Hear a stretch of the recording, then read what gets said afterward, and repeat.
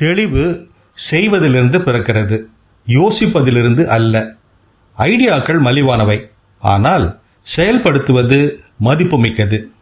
Create, publish, learn. Content is leverage. 10 நிமிடம் video, 1000 வார்த்தை post, தினசரி நியூஸ் லெட்டர், இவை மார்க்கெட்டிங் டூல்ஸ் மட்டுமல்ல, நீங்கள் உறங்கும் போதும் உங்களுக்காக பணியாற்றும் டிஜிட்டல் சோல்ஜர்ஸ். 1000 வார்த்தை எழுதுங்கள்.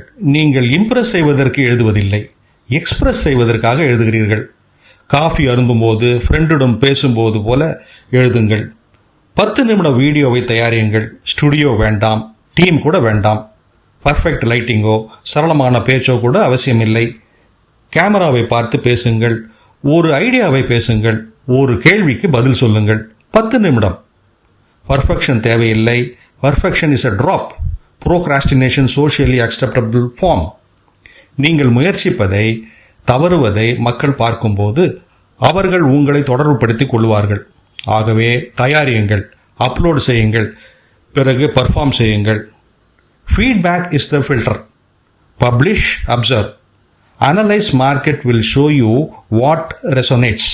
த பெஸ்ட் நிச் பெரும்பாலும் வரும் பதில்களில், பகிர்வுகளில், உரையாடல்களில் வெளிப்படும்.